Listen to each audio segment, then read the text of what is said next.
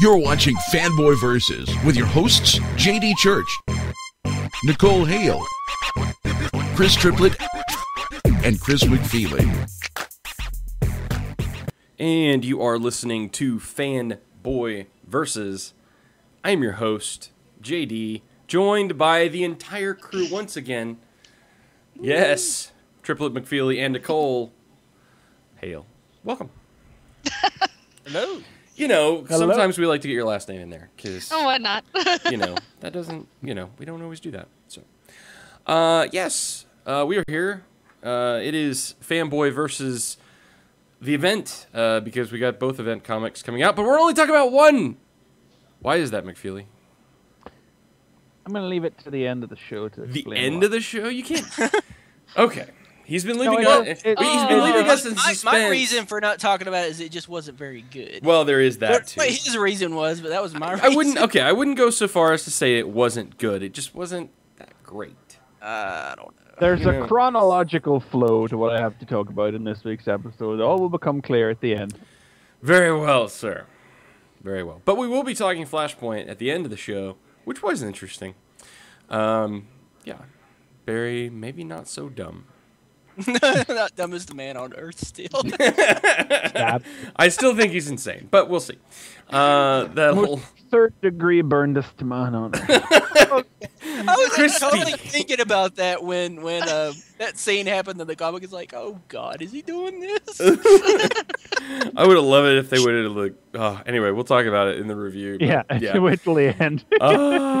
Wow. So anyway, so that's fun. Not much news. Not a lot of news. A little bit of news. Mostly involving the Mighty, I guess. Yeah, well, we'll go with the Mighty first. It's an image that's come out in the last day, I believe, because I didn't see it till this morning, which is that there's going to be something called the Mighty as part of Fear itself. Presumably the heroic counter to the Worthy, and they're going the mysterious blacked out silhouette poster route again.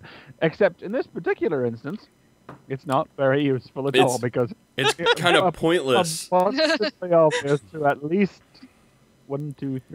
8 of these 9 characters are. Yeah, Unless there are deliberate swerves, then that's going to turn out to be. There's no way. They've got some of these have their symbols on their chest. I Yeah, mean, well, maybe it's not that. Spider Woman just put a big S on her chest, and No. that's not Marvel.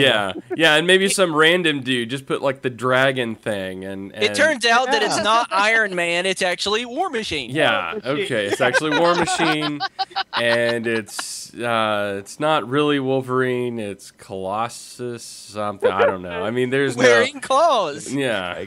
Well, anyway, the characters appear to be Miss Marvel, Iron Fist, Doctor Strange, Iron Man, Wolverine, Hawkeye, Spider-Man, what is presumably Valkyrie, given the large sword, and a female figure who is pretty genuinely unidentifiable, but who intelligent speculation would probably favor to be Black Widow.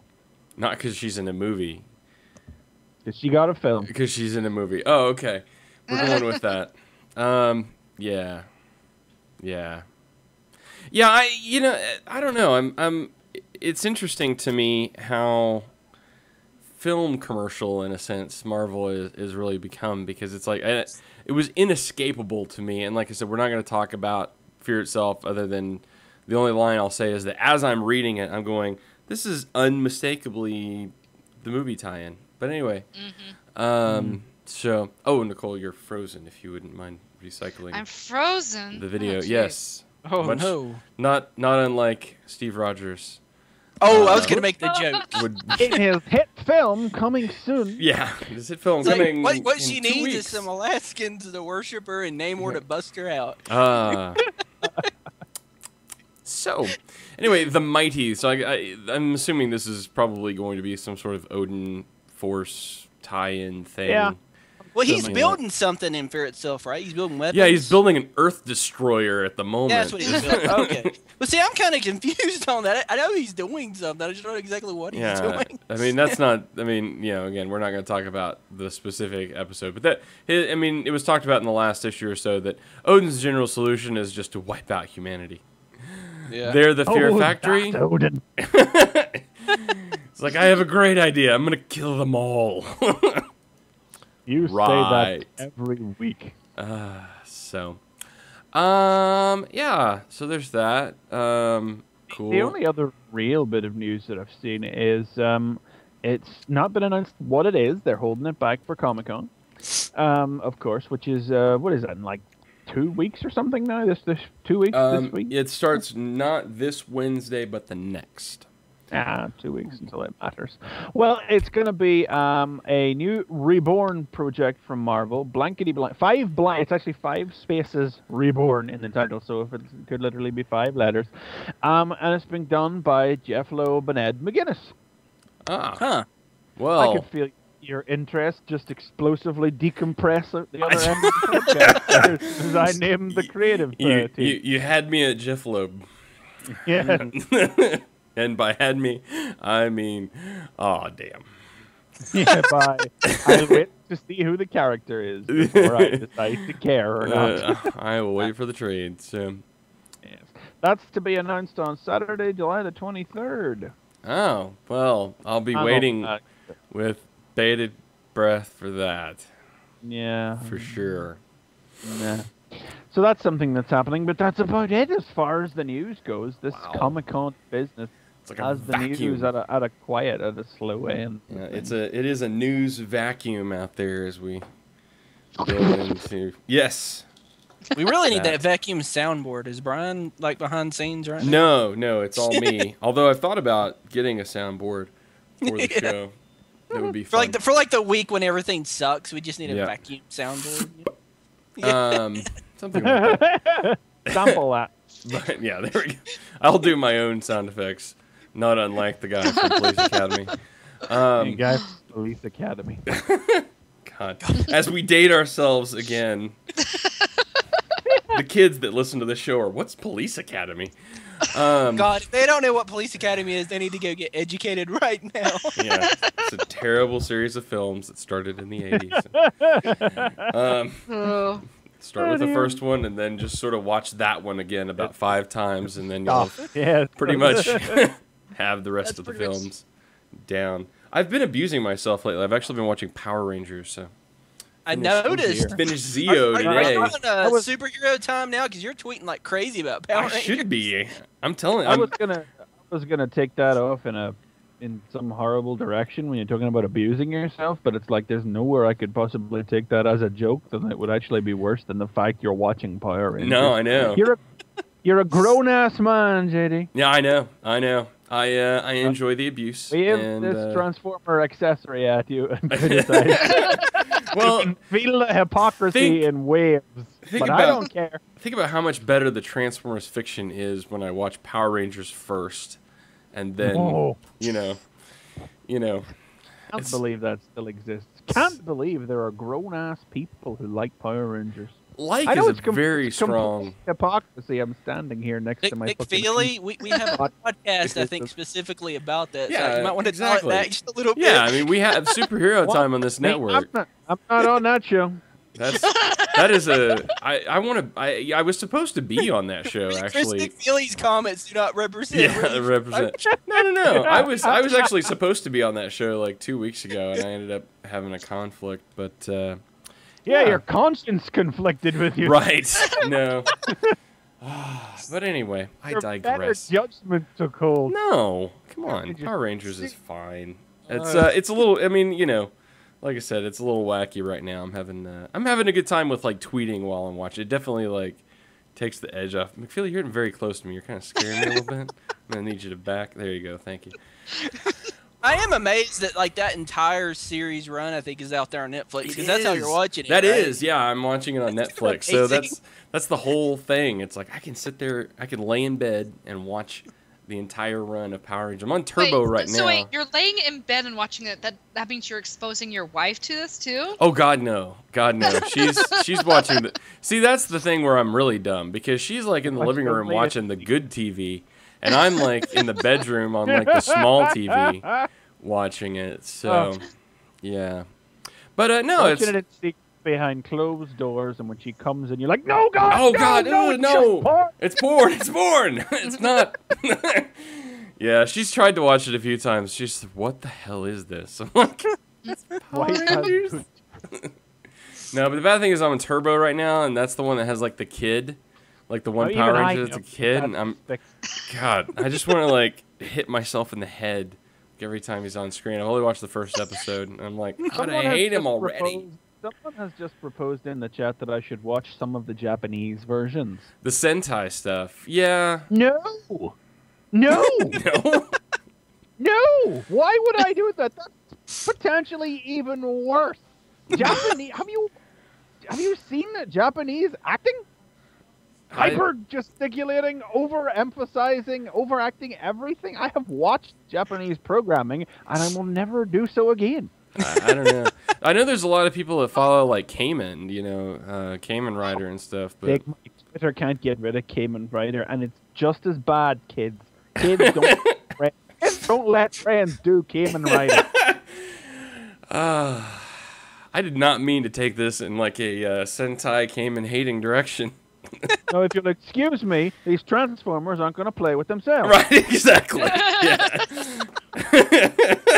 Yeah. Yeah, I won't get into the. There was there was a whole other discussion about adults collecting toys this morning on Twitter. I won't get into that discussion noticed today. that. I think Yeah. we're going to talk about that on RFC this week. So a little preview for you out there. Can't wait. I feel like there's a distinction. I just feel like there's a distinction. I mean, look at the state of it. Look at the fucking state of it. It's Power Rangers, for God's sake. I don't think in the 90s. You were practically grown up in the 90s. What the hell? they've been. Like, I got into Transformers in the 80s, man. I was a child. Hey, it was allowed. It's a nostalgic Power memory, but Rangers. You were old enough to know better in 1993. I love these rants much better than finding actual legitimate news. 93. Yeah, I was 14, I guess, when You were old enough to know better. I was a little bit, but it was kind of Wait, wacky and awesome. Let's see, 93, I was 15 or 16, and I think I was watching Power Rangers just because of the White Ranger. I could care less about anything that happened. So 1993, I was 11, and I was still. I think I was watching it just for the quirkiness of it. It was like on when I got home, and it was just like, this is quirky and weird. I can't stop watching this. And there was like even a couple of us at school and shit that like watched it. So, yeah, as we were playing SimCity and like, you know, make our city grow. But anyway, Talk about a blast from the past. oh man, yeah. See, so those of you should listen to Superhero Time. It's out on Mondays.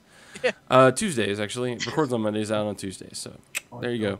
Starring XB and lots of other people. So I think XB explained to me that show takes 2.5 hours to record, and they end up with about an hour and 15 minutes of content.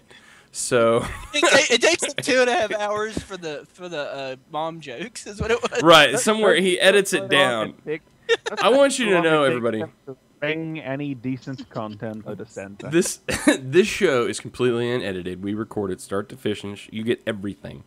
So there you go. Just saying. Yeah. Also, There's a lot of things that fully happen. unbiased. Yeah. So you get our unedited rants on Japanese to American television. How else do we talk about farting pheromones? Right. God.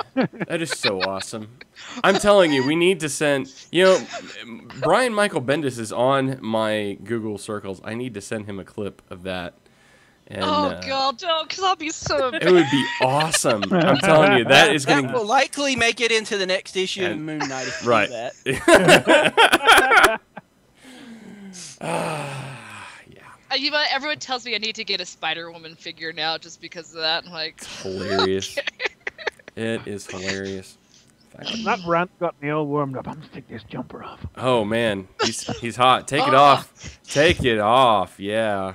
There Wait, we I gotta go. tweet that, man. If you're not watching Tweet this, that. you're missing McFeely taking a shirt off that is over his polo.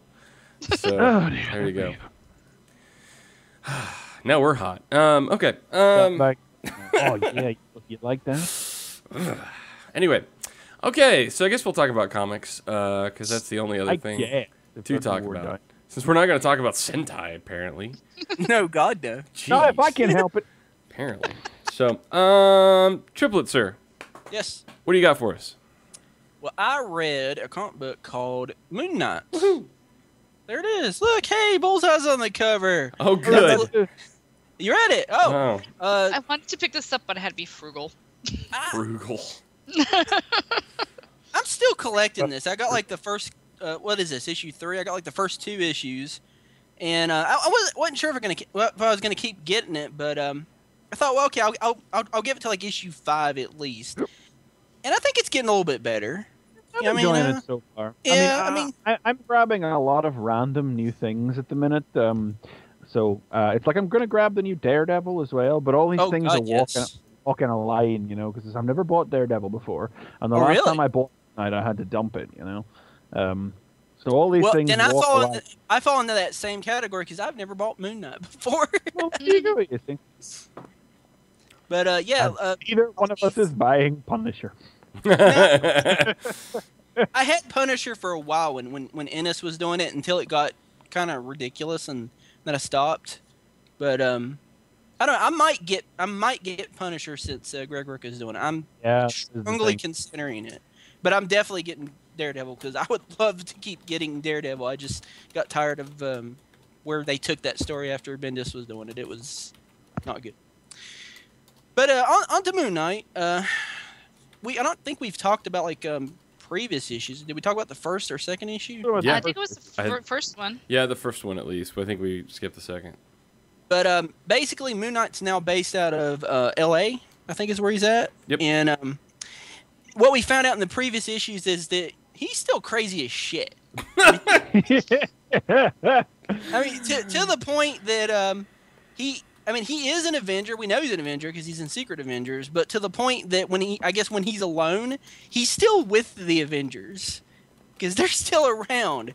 As in, like they're like figments of his imagination, and he talks to them and they help him. That is so awesome. And specifically, it's Captain America, it's Wolverine, and it's Spider-Man so far. I don't think any others have shown up yet. And I wouldn't limit it to those 3 because I would say at some point, I don't know. Well, I think it probably is just going to be those 3 because each one of them seems to represent a different mentality. You know, Spider-Man is the goofy one, Wolverine is the one who just wants to launch in and kill everybody, and Captain America is the rational one who thinks the process is through. So I don't know if there's room to keep squeezing more and more in. Yeah, it'd be interesting to see how they'd fit him. But yeah, I mean, the 3 is fine as it is. In this issue, they don't really get too much into his crazy personality. But it does... it's kind of funny, though, that like everybody he encounters in this issue, they know he's crazy. And they say that he's crazy. Like, at the end of the last issue, he basically... is her name Echo from the Daredevil? Yeah. Echo was... she's this character that's been, you know... I think she was introduced in the Bendis Daredevil run. And the whole point of her character is she's like... Daredevil's blind. She's deaf. Pretty much simple. It's like a thing. It's Yeah. But you know, she's still, you know, she's like a hero. I mean, she was an Avenger. She was Ronin, right? Mm-hmm. Is that who she was? Yeah, I think Yeah, she was Ronin. And so basically, she was undercover doing something. I don't know if she's still an Avenger. Maybe she's working for Steve Rogers or something. But basically, Moon Knight really, you know, screwed up her undercover job because she had to save his butt because he was crazy and thought he was Spider-Man and beating up some bad guys. I mean, literally, he dressed up as Spider-Man, and it was just crazy as hell. But so at the beginning of this issue, he's like, the whole point of it is he thinks there's like a kingpin for like the West Coast or something. And he's trying to locate this person. He's trying to, you know, burn him down because, you know, he's sort of a hero. He's a goofy hero, but, you know, that's his job. And he's trying to get some information, trying to, you know, work with Echo to get some information, trying to talk her into, you know, helping him out. And of course, you know, she's like, you know, you're crazy. You know, I don't want to have anything to do with you. Basically, the issue is just kind of talking about what his day job is. And I think if I understand it correctly, his day job is he's trying to make a TV show or a movie based off of his life. Like, and he's like writing a script and he's getting, you know, casting actors and everything. And it's apparently the worst show ever because everybody's like, you know, I think your show's hilarious. And he's like, it's not supposed to be a comedy or, I'm sorry. I thought you said this was Moon Knight, not like Deadpool or something. Yeah, there is a very weird undercurrent, is there? It's like not once is he in the Moon Knight costume in this issue. Not in this issue, no, not once. But basically, what's happening is in previous issues, I think it was Mr. Hyde. Yeah, he fought Mr. Hyde, and then whoever this mystery kingpin is turned up to claim what it was Hyde was trying to sell him, which was an Ultron. Which was an Ultron head. And yeah. Well, it was a whole Ultron specifically, and Moon Knight just got away with its head. Oh, okay. And so he's got the head, and he's taking it back to this guy that's kind of his. I guess you could say he's his military consultant on the TV show. He's his Frenchie. He's his Frenchie.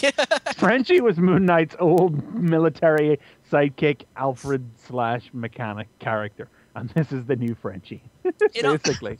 And on the books, he's basically the military consultant to the TV show / movie. But what everybody doesn't know is he actually hired him to help him out with his Moon Knight stuff that he's doing. So he takes the Ultron head to him, and he's like, they have a kind of a funny little conversation. What is this? And he's, oh, you know what that is. And he says, oh, it's Ultron. And he says, Ultron, the killer robot Ultron. Where did you get this? And just kind of Bendis-y talk, basically. Yeah. Good. We get like. But good Bendis talk that actually works in a solo character book where it's not like a team of half a dozen people talking over one another. Yeah. It's two guys having a snappy back and forth Bendis conversation. I mean, that's kind of like why Bendis kind of worked better in Ultimate Spider-Man, because that's basically what it was for the most part, was two guys instead of like a whole Avengers team like it is in the regular Avengers and the new Avengers.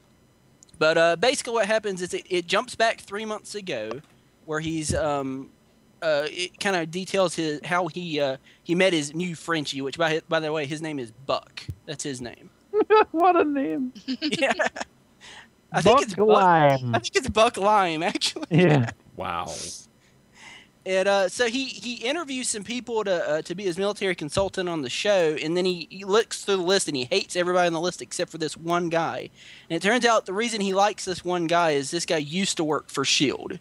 And Moon Knight, I guess, knows it because Moon Knight, he's got connections, or his Avengers connections or something. Or maybe he was just so crazy that he just pretended to be Captain America and he got information. I don't know what was happening there. But so he hires him because of this, and then he tells him about the secret job where he's going to be helping him with Moon Knight. They have a little conversation. It's kind of funny because like he begrudgingly kind of agrees, to take the job. This guy named Buck. He does end off saying like, hey, do you know Hellcat? And he says a little. He says, if I do good, could you introduce me? And he says, one step at a time. Which I thought that was kind of funny. But you're probably wondering, Bullseye's on the cover of the issue, and Bullseye's not shown up yet. So where Bullseye actually comes in is later on, after Buck has been hired on as his consultant. Bullseye shows up, knocks him out, and kidnaps him. And then you got this scene where basically Bullseye is torturing him for information. He's trying to find out who Mark Spector is. Mark Spector is, Moon Knight's real identity, who he really is. And so he's like threatening him, and he's gonna like kill him. And he says, "Hey, I'm gonna cut your ears off and wear them," and just all this crazy stuff. And then while all this is going on, Buck never talks to him. And then Buck basically says, "Wait a second, Mr. Spector, is that you?" And then he takes the mask off, and it's Moon Knight. He's pretending to be Bullseye. He says, "Sorry, kid, had to test you a little bit. We're playing a dangerous game. I had to know if you'd crack. I know you're mad. I'd be." And then when he unties him, Buck just begins beating the shit out of him. That's awesome. Yeah. Moon Knight is a dick. Yeah. Wow. So like he beats the hell out of him. And he says, "What is wrong with you?" And I said I was sorry. He says, I could disarm you and end this in a second, right? I don't believe Moon Knight can disarm this guy in a second. I think I do. Because I mean, my history with Moon Knight is I don't know really that much about him other than like the costume, the design. Basically, he's Batman, but crazier. Yeah. So I don't know if he's actually that good that he could disarm this guy. I'm getting from this that he's very much a joke, is what it seems like. But so Buck says, "You never touch me again." And then Moon Knight says, "Come on, compared to what they did when you joined S.H.I.E.L.D., this was nothing." She says, "I don't care." And so they have this conversation, and basically, he passes Moon Knight's test, and it jumps ahead back to the present. That's kind of like the big point in the comic that was like the most, I think, fun about the book was the whole thing where he's pretending to be Bullseye and he's torturing him. But so the issue ends, and they're at the end of the issue. They are talking about this kingpin in the West Coast and who it is, and come to the conclusion that, hey, if you're looking for this guy or this person, then they're probably looking for you just as hard. And then you turn the page, and I don't that this person here on the last page, she's not the kingpin. She just works for. No, she was in the last issue too. Yeah, and it looks like they've got some guys, some thugs or something. They're going to send in after Moon Knight. Whoa. And they're calling themselves, what was it? Night Shift? Night Shift. That reminds me, I wanted to look up and see if this was the pre-existing version of the Night Shift. So I don't know who Night Shift is. I mean, so are they supposed to be characters that existed before? Let's see. Let's see. This is... Who the hell are the... Okay, that is the Tatterdemalion. Yeah, this is California's initiative team. Oh. Of course, they're not the initiative team anymore. It seems that they first appeared in... I was sure there was a team called the Night Shift who had appeared in the past. But no, I'm not sure. Oh, no, hang on. This Wikipedia article is just sort of all over the place. The Night Shift team originally appeared in Captain America 330 in 1987. But frankly, I can't find a decent list. And, it's such a small article. You think there'd be a decent summary of who's who, but someone's got a spade. Oh, hang on, that's Digger with the spade. I know that's Digger. And that's the Tatterdemalion in front with the mask. And I don't know who the other people are. So this was like one of those government groups that Norman, I guess, put into effect. No, actually, I don't even know who it is now. Oh, I don't even know. Yeah, there was a team. No, actually, I think I just had that wrong. They were a California-based team gathered and controlled by the Shroud, who, assisted by Werewolf by Nipt, manipulated them into serving the cause of justice by misleading them. Ooh. The team then reappeared during the Dark Reign storyline, getting involved with Marvel Zombies #4. Ooh. Well, now they're going to hunt down Moon Knight because that's how the issue ends. Yeah. Hooray! Yay. And it was all right. I mean, it's like I think I'm still buying this book just because, like I said, he's crazy as hell, and it's just kind of funny to see where they're going to go with that. Him being crazy as hell. That's it. Nice. I was just looking at box office stuff, and I'm fascinated at how fast Transformers has grown, and how nice to see you're paying attention. No, I was.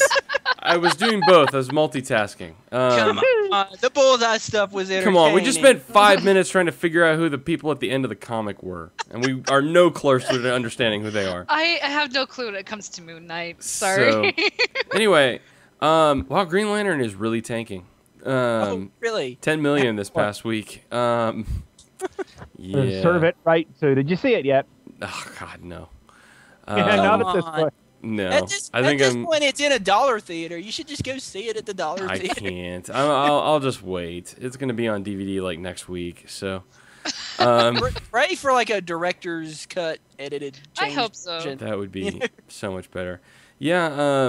But I did. Sort of, maybe not quite worth mentioning on the show. But Transformers is now officially #1 for the year. So yeah.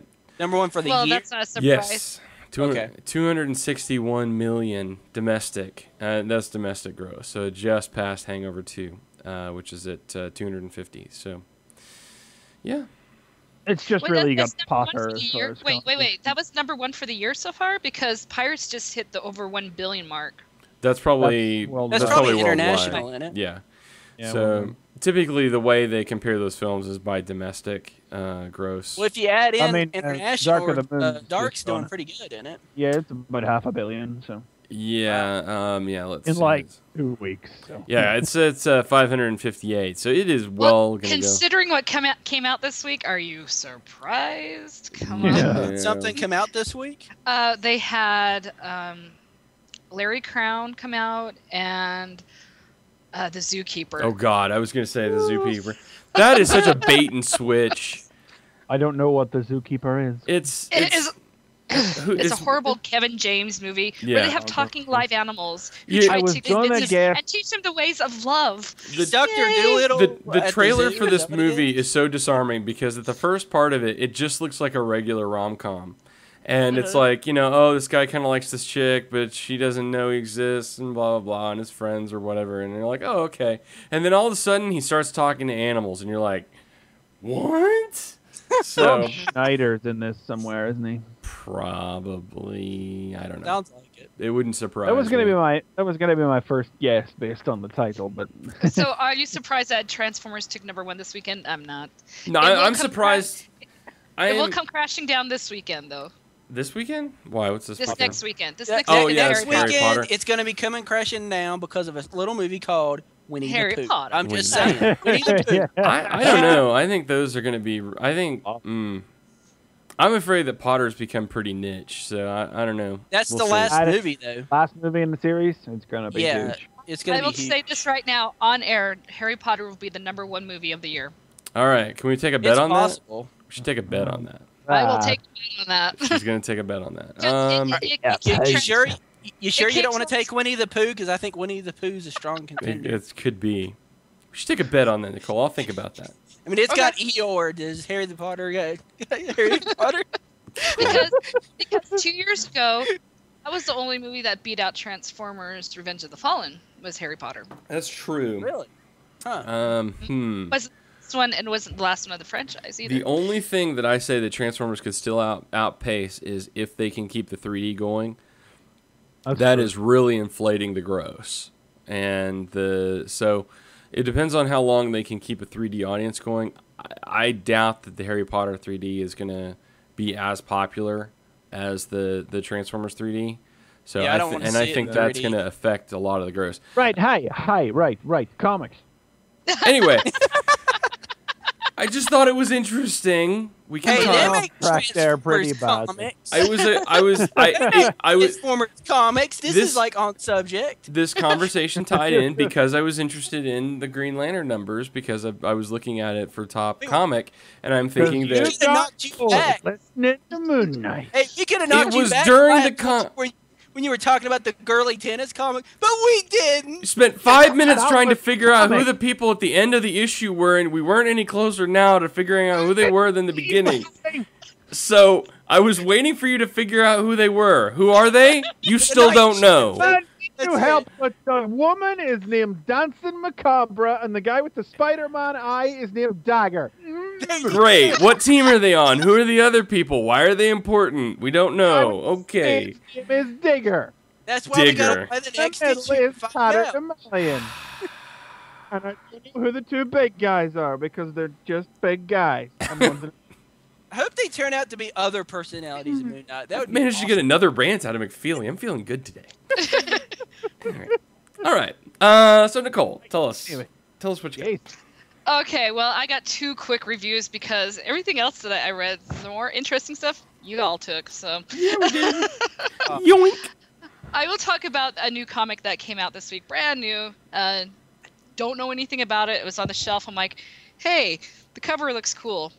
Pick it up. You bring that flavor. You bring that flavor to this show where we're just stuck. You're Oh, I like new stuff. I like new stuff. You're So, braver than we are, is what it is. Yeah. This one is put out by Top Cow, so it's not like a big mainstream production, but it's called Mysterious Ways. I don't know if you can see that or not. Okay, it's a good. U2 song. I Yes, don't think so. exactly like that. Okay. This is a good. If you're more into, I want to say fantasy horror kind of slash a little bit of mixture. It's a good setup to what might be coming out. At the beginning, you see this woman. She has some information, and she's being tortured for it, but she doesn't know, and so then she's brutally murdered, and it's fairly graphic. So there's a lot of details that have gone into these pictures. So, And that's like the big surprise beginning. And then we go in and you see the main character that's going to be in this comic. His name's Sam, and he's holding a couple of pieces of this broken, I want to say it's a pendant, but it's just a couple metal shards that have a special like design to him. And he also is sitting on a bench because he's homeless right now. He got out of jail for good behavior, and he saved a parole officer's life. So they decided, hey, you know what?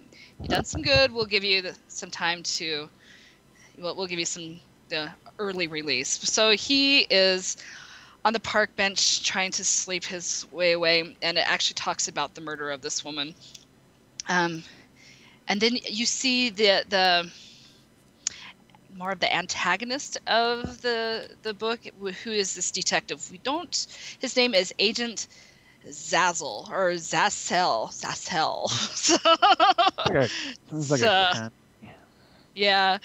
And he's trying to figure out, and he's blaming Sam about this murder because it happened around the same time that he got out of jail. Basically, Sam is going to his old parts of town, his old bar. He runs into his ex-girlfriend, and then all of a sudden he sees himself on the news at the bar being accused of the murder for this lady. And of course everyone's like, you need to go, we don't want you here, we don't want your kind here. And then basically there's a mysterious guy in a cloak with a sword, and he basically saves his life from being arrested again. And that's basically all you see besides him talking to his cat, wondering what the hell's going on. He meets up with his psychiatrist, and you just see at the end, after he's done with his psychiatrist, he has all these visions of what's going to happen in the end. And you just see some really crazy creatures. I don't know if you guys could see this. The detective. And so it's a really good setup for what might happen. Like I said, I have no idea what's going to be happening. Did you say talking to his cat? Yeah, he was talking she to did. his cat. Okay. His cat doesn't talk back. Oh, well, that's good. Because I was worried. Because this is obviously not Moon Knight. This is another. He's drunk, and he's like, Mr. Whiskers, you're the only one that That is Mr. Whiskers. His girlfriend named it. See, Yes, and this is why I stick to mainstream that's fascinating. this is what's awesome. He's like, this is as stupid as that damn bitch and the stupid name that she gave you. Okay, well then. Awesome. Well, at least he's aware. Yeah. He's like, he talks to his cat because he's the only thing that's there that'll listen to him. And so, and I guess I forgot to mention this. He wakes up and he's got some protrusions coming out of his skin. So that might be something to do with the cloak man. So this will be kind of interesting to see what goes on after his visions. So that's number one of Mysterious Ways. So. Who's the creative team on that? Let's check it out here. Created and written by Jason Rubin. Don't know him. Pencils by Tyler Kirkham. Inks by Sal Regula. Yeah. Colors by Arif Peritano, I think so. Letters by Troy Pateri and Jason Rubin. So it's mostly Jason Rubin's production. I have to admit, Tyler Kirkham is the only name I know from that list. Yeah. Is this an Image comic? Who put this out? It is. It's an Image Top Cow. Top Cow, yeah. Production. All right. Yeah. Same They people stopped that did. listing Top Cow separately from The Image thing in is- previews a couple of months ago. Through this, you're trying to figure out all his different tattoos that he got, because I'm thinking his tattoos might have something, because they put a lot of emphasis on his tattoos. Let me just show you. Here's kind of the brutalness of the gal that got murdered. I don't know if you can see her strung up and stuff. Yeah. But they're going to try to figure that out. I can't wait to see what she has to do with it. So, yeah. Like I said, it's the very first issue. It's got me intrigued, so I'll definitely be picking up the next one. So, Nice. and then my next one, of course, is one of my regulars, is G.I. Joe. Now, this is the actual G.I. Joe. It's not the Cobra Civil War, but it ties in. What ticks me off is you see the cover. I was so excited about this cover because I'm a fan of Agent Helix. She's not in it. Oh no! Agent Helix is basically IDW G.I. Joe's Drift, right? Really? Basically. Nice. She's the original character. So she's awesome. Is that what she is? She's awesome, and she does kick some major ass, and I really like her. But the thing But is is she a ninja? Does she turn into a car? Is she awesome because she's actually awesome and she's done awesome things, or is she awesome because they've told you that she's awesome? no, she does some cool things. Oh, She okay. does. And that's what I Because like. Drift is cool because they told us he's cool. Yeah. She's been around for a while. The thing is, it's just like, oh, this is gonna be Agent Helix's story. Not in it. It's mostly Scarlet's story. Why don't they put Scarlet on the front? Because Whatever. Agent Helix is cool. Yeah. They're telling you she's cool. Well, basically, this is a quick summary of this whole thing. The pit is going down. The reactor is down, and so they're having to. They're wondering, okay, the power's down. The reactor is going to cause a commotion. And so everyone's to evacuate except for a handful of Joes. Of course, you've got Scarlet, you got Brainstorm, and Mainframe. Those are the three that are staying behind to try to get things worked out. Very simple. They have to get the prisoners moved as well. Now, the prisoners, well, one of them is Zartan, Master of Disguise. And so him and... where did I get it? Oda are released by Storm Shadow. Storm Shadow kills a couple of the guards, and they're running about as well. Basically, that's the story. So you have the three Cobras against the three Joes. The reactor is going off. Boom! Everything. Like I said, this wasn't that very interesting of a book. It's kind of like the setup, one of the setup books. But in the end, because of the reaction, Brainstorm was trying to set off to cool down the nuclear reactor, and basically he's the one that goes kaput. They have to pretty much bury him with the pit. So the pit's gone. That's the main part of the story. The pit is gone. So the Joes have no headquarters. Like I said, it was more blank. There's just a lot of action comms. There's not a whole lot. I don't know if you can see that. Not a whole lot of dialogue. But in the end, you kind of see a little romance budding between Mainframe and Scarlet. That is basically it. Like I said, it's a really quick issue, just so that you know the pit is gone. Sounds like it needed more Agent Helix. Yeah. Looking really cool, holding a sword, and oh wait, no, that's. So yeah, Sorry. Storm Shadow came and got his boys out. Brainstorm is gone, and the pit is gone. That's basically what I got out of this issue. Wow. Like I said, it wasn't my favorite. There's a couple of side stories, but they really didn't have to be in there. So we'll see next issue what happens when the Joes have to find new headquarters. So see, I told you it was going to be quick. That's great. Awesome.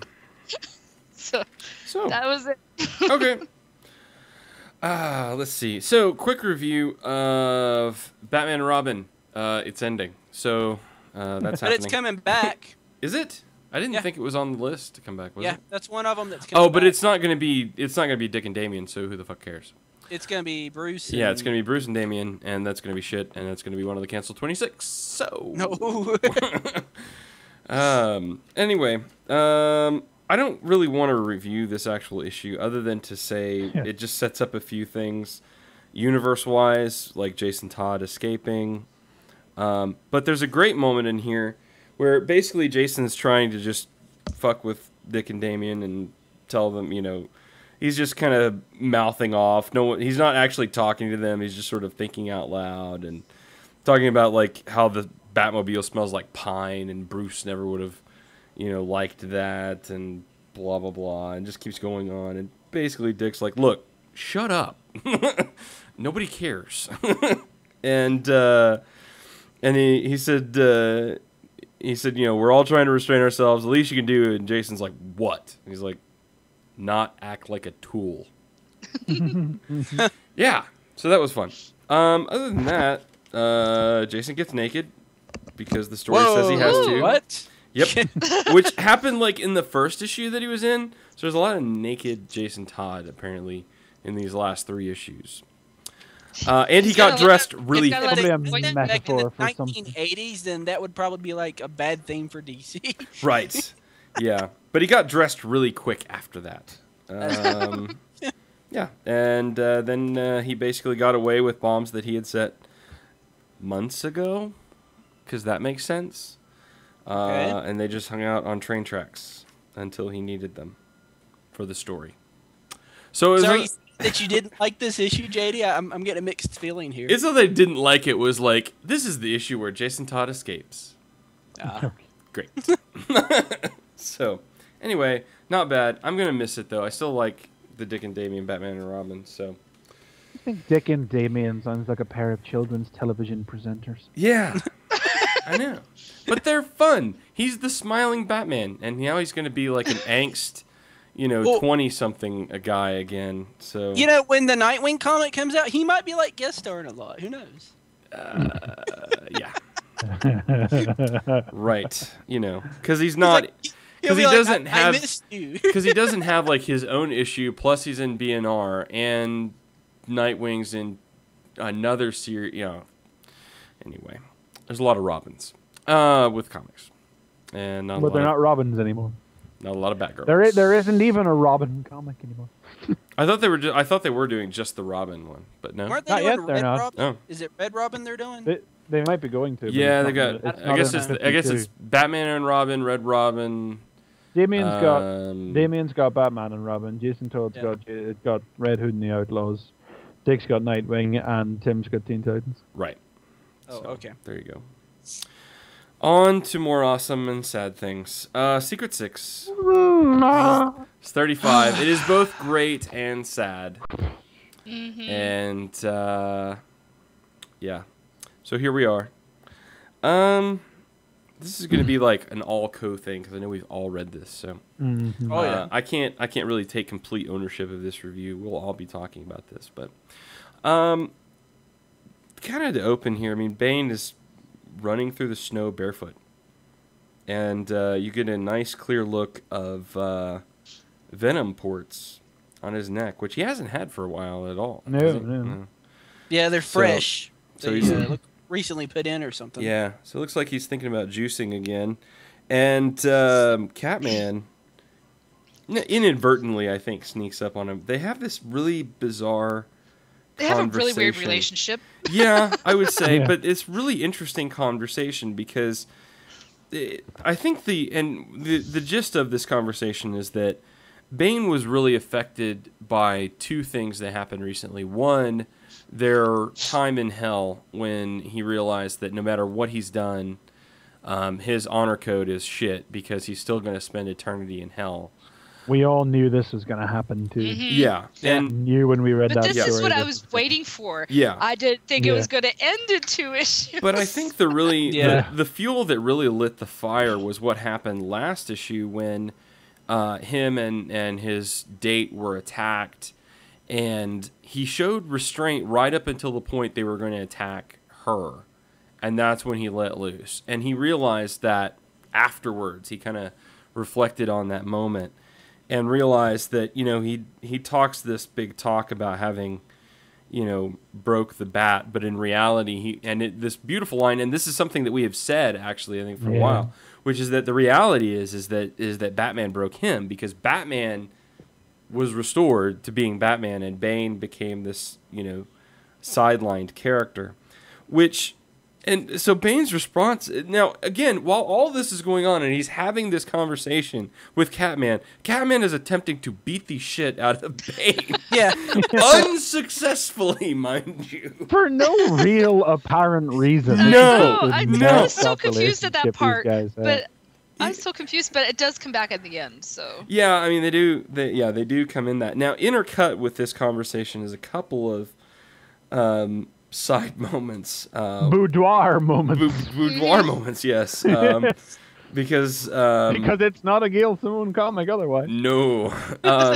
We have Deadshot and Jeanette in the kitchen where apparently making a sandwich turned into making it on.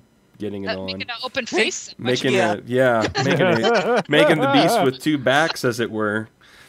Of which King Shark coming in with his hands over his eyes because he wants to get blubber out of the fridge is just awesome. By the way. Sorry to I'm interrupt. going to miss King Shark. Oh my gosh, he is such a riot. But they have a brief conversation, and then another conversation here between Scandal and Knockout, where Knockout is still a little scarred, I guess you would say, from her time in hell. She's kind of what is it? Mind washed, brainwashed. I mean, Maybe not brainwashed, just as much as completely traumatized. yeah. To the point at which, like, she's this totally on guard, like every moment. Yeah, of her and life especially now. this great dialogue with something along the lines of, I feel it only fair to tell you that I'm compelled to rip your arm off if you touch me again without express permission, and beat you with it until you cease to exist in any recognizable form. I think I might be a little bit off my temper. and the So- great so panel noted. is the next one where the hand, like, she's about to touch her shoulder and she's like, never Yeah. never mind. Yeah. So, so after breaking Catman's hand, they decide that, Where does Catman get all these nifty monogram tracksuits from? Yeah, I was gonna know. say that. Well, you need to mention Catman's workout uniform. yeah, 'cause he's that's totally awesome. wearing, he's totally wearing a It's a Catman. perfectly ordinary brown and yellow tracksuit, Uh-huh. but where did he get the little 3 monogrammed cat slashes stitched on?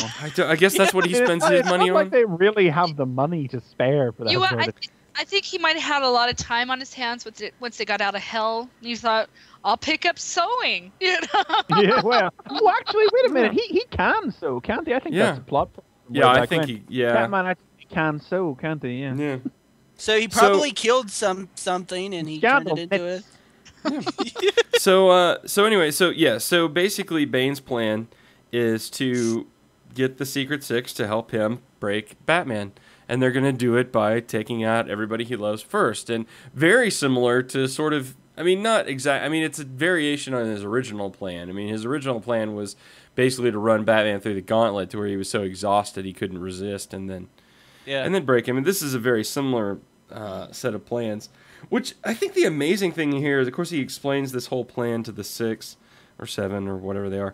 There's 7 of them. There's 7 And of them. the 7 of the Secret 6. Oh, there are And- 8 of them now. There are 8 of them. 8 of them at the moment. And they basically, I mean, they bring up, like, strategical questions, but it's not like they really bring up any moral questions. They're just like, Yeah, huh, like whatever. it's something to They're do. that far gone at this point. That's just Yeah. how far gone these They're characters just are. like, whatever we can do, sure. And, I mean, and really that gets brought up because at the end of, like, well, because they talk about they're going to have to recruit an 8th person, and they don't initially make it clear who it is. But they're talking about having to break into their compound. And at the bottom of this page is brilliant because Jeanette says, okay, I can't do this, Mufila. You have to do this dialogue. I just can't. Oh, I no, don't- it's I don't the give a justice. Jeanette and Yeah. and Deadshot Just shot, bit. yeah. Mr. Lawton, have you given any thought as to why we are following a man we don't even like to injure and kill people we don't even know? Not really. Don't look at me. I just like to shoot things. Which is brilliant. It's like, that's awesome. I think that pretty much sums it up for the whole 6. They're just like, Yeah. nah, we're just I gonna- just think- like, These 2 pages are just King Shark's crowning moment. I It's think like, Oh it's my worth God. we mentioning, get to though. well, because it's great because they're like, well, we'll send in the shark. Yeah. And King Shark's like, what? You guys talking about me? I'm in. What are we doing? Yeah. the thing is, what I don't get about that part is they're in the previous page. They're in, talking about the plan. I'm like, well, wouldn't they Shark tell talks- King Shark? Apparently, they didn't have to tell him. They He just said, doesn't pay hey, go do attention. this while they're there. Very small brain, very short attention span. Oh boy, a special mission. Basically, they knew what they were going to do with them, so they're like, yeah, you don't even have to show up for the meeting. No. We'll tell you when we No. get there. And he's singing the I'm a Shark song Yeah. all the way. Has he ever sung this before? I don't think know, so. but it's awesome. I'm trying to figure out if it's supposed to be the William Tell overture or not. That would be brilliant. I'm a fucking shark. That is brilliant and probably true. Oh, God, Someone get a tweet Gail soundboard of Simone that. and ask her that right now. Anyway, so I hear he's a shark. I've heard rumors. So I will always hear. I really love this character. God. So they end up breaking into the compound. Yeah, so but then there's we had the reptile brain storyline, and suddenly he decided he was going to hang around at the end. I love working with you, smelly losers. and he's proven to be mostly useful. So you know. But he's got progressively more and more and more random as the thing has gone on. You know, those shows like Arthur Curry's Fish Sack and things like that. But here's this one where like a landmine or something goes off underneath him, and he's buried, and then he just pops back up and goes, "Shark fin soup." Yeah, I'm a motherfucking shark. Yeah, you know, yeah. I mean, it's like these characters are facets of Gail Simone's mind, and this is just the random, crazy part. Oh God, that's sort of awesome. But I think, but as soon as we get up into the compound, I think it becomes brutally clear which person that they're. When I think, yes. So, just make out scene between Jeanette and Deadshot, but okay. And I love that line. it was great. I mean, it's poetic. I'm not giving that. It was just like. Dipped. Yeah, that's great. That's good stuff. So, most of this is just hurting a lot of people. Knockout, as they start to beat the shit out of people, becomes progressively more lucid, which is terrifying. She says, "Knockout K, you don't have to do this." No, but the very thought is making me happy.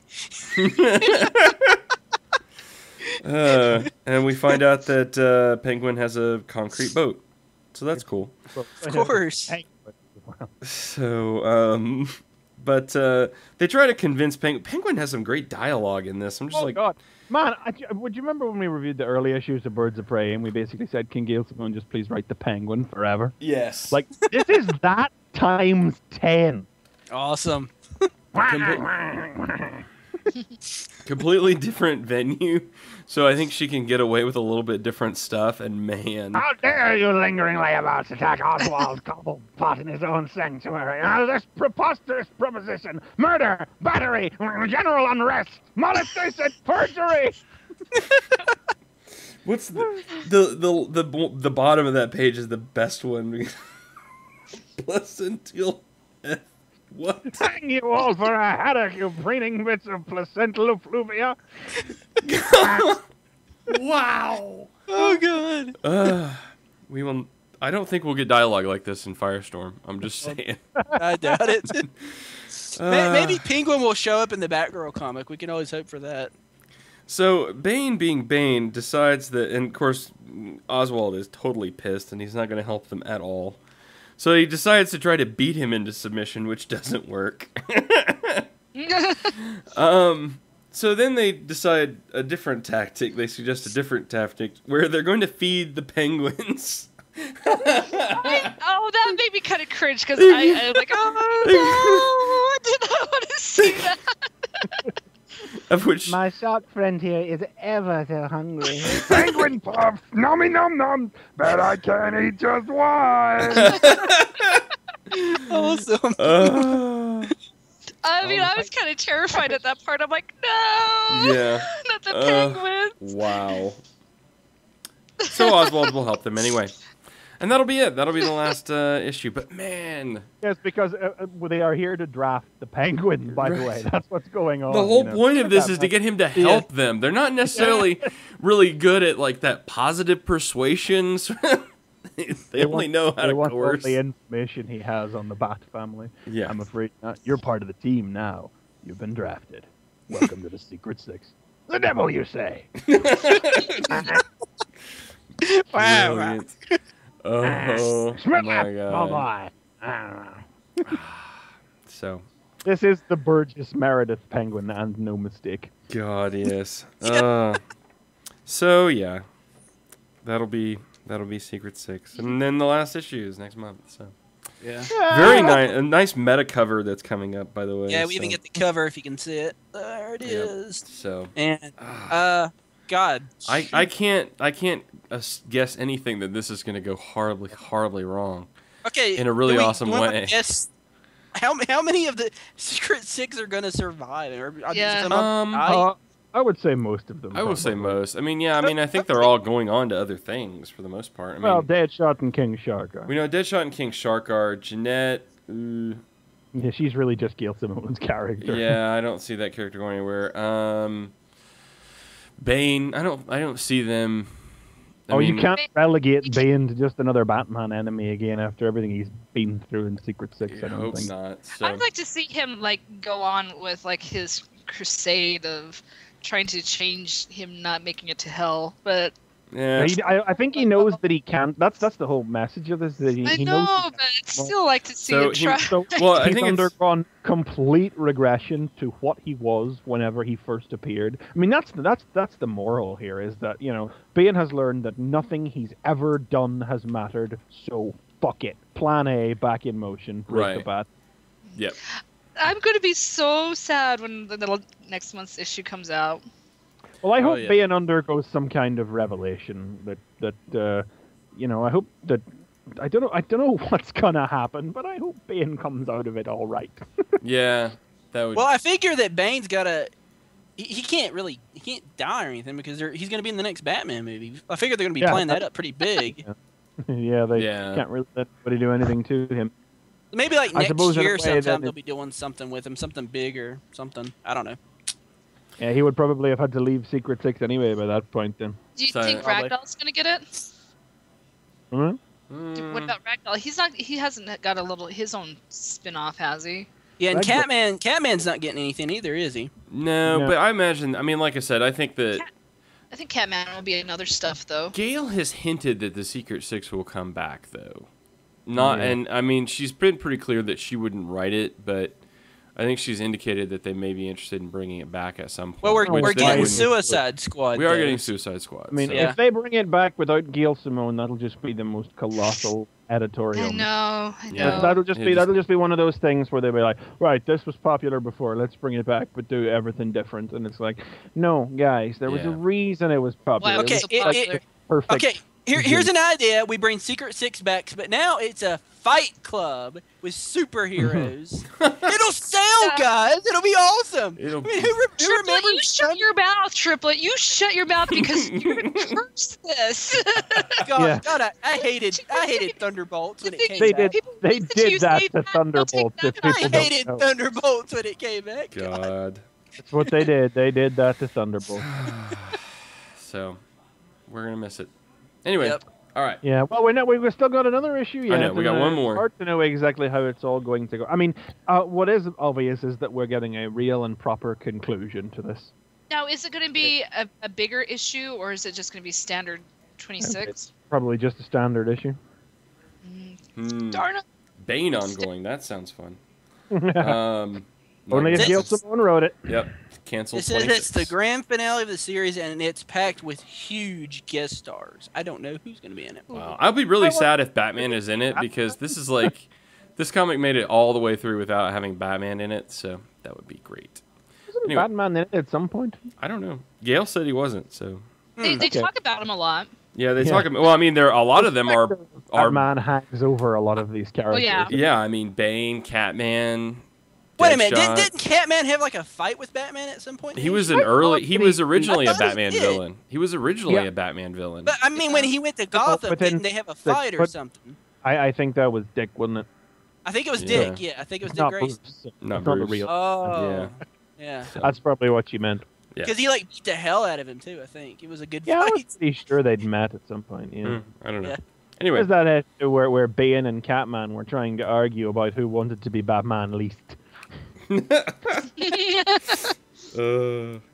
That's great stuff. But that was Awesome. before you guys were listening to me and reading it.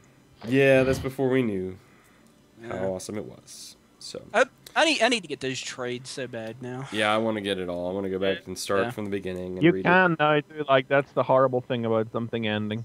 Yeah. Yeah, I got The Cats in the Cradle, and I reread that one. Brilliant. So good. Yeah. Brilliant stuff. Probably the best of the whole thing. Like, Yeah. Yeah. I don't know. I want to get when the trade comes out when they're in hell. I really liked that part too. What are they calling that? The darkest. I can't remember. Yeah.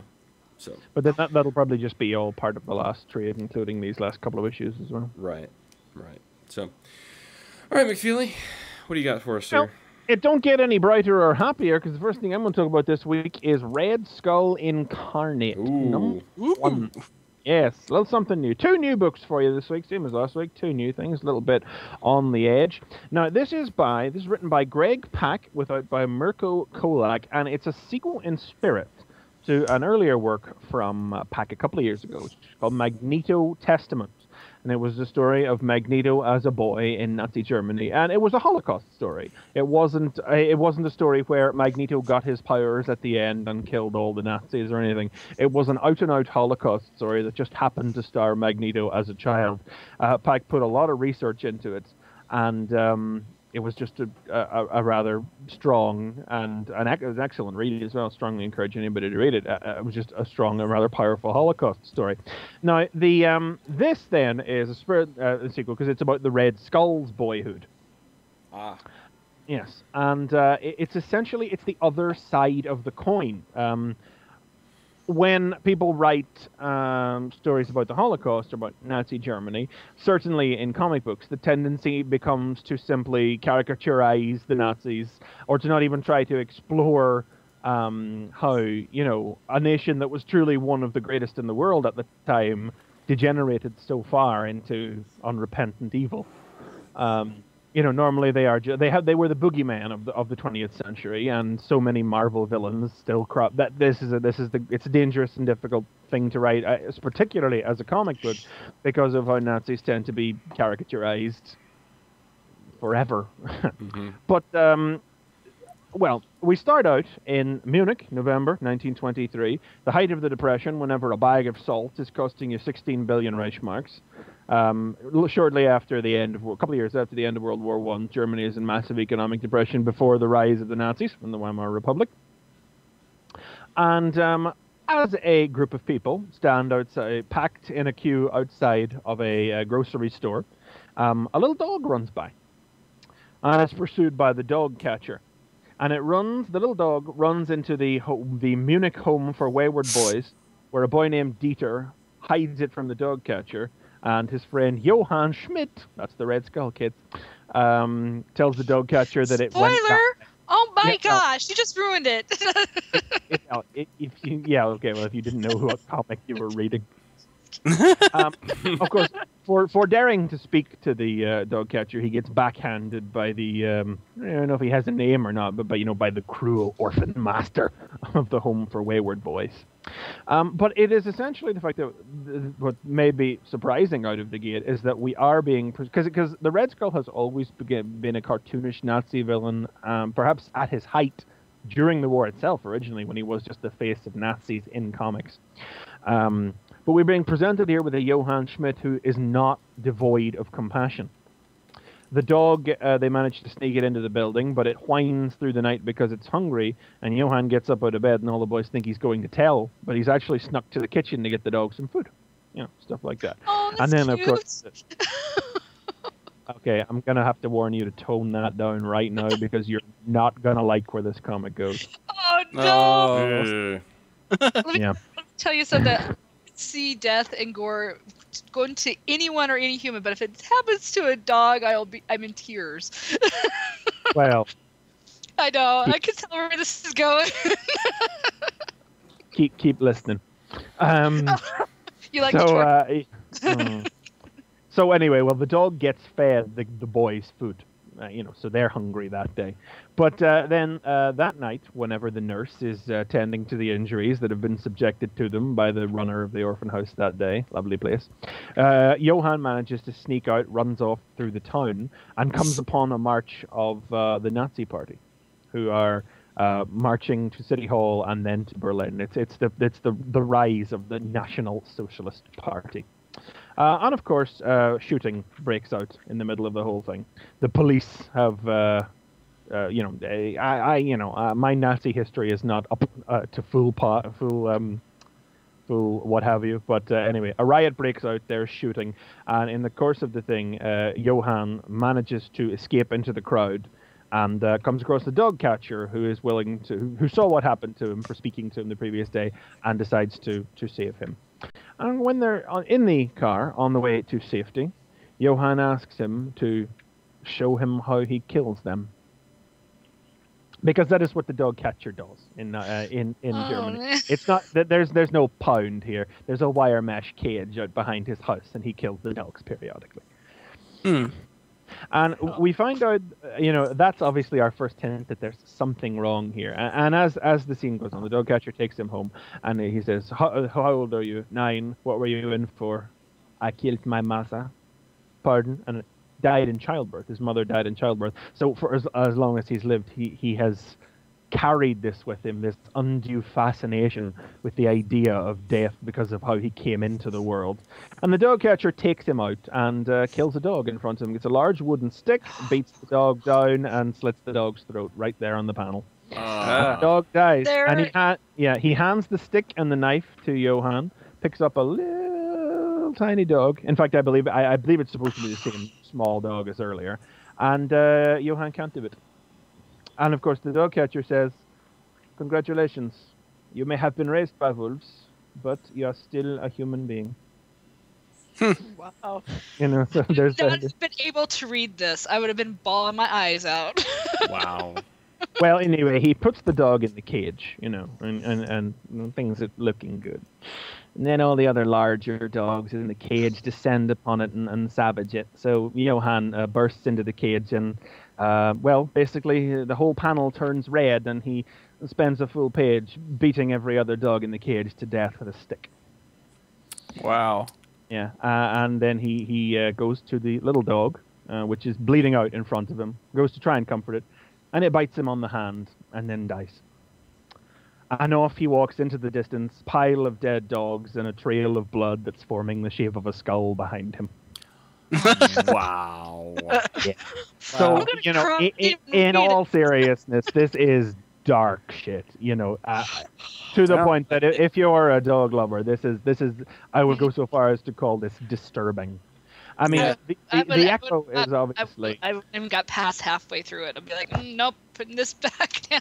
Well, I think the parallel here is, we're presented with a Red Skull with some compassionate tendencies who has been raised with this little air. I mean, there's obvious serial killer overtones, undue fascination with death, and begins by killing small animals. This is how these things go. And even whenever he kills all these things in an attempt to save something, all it does is bite him before it dies in.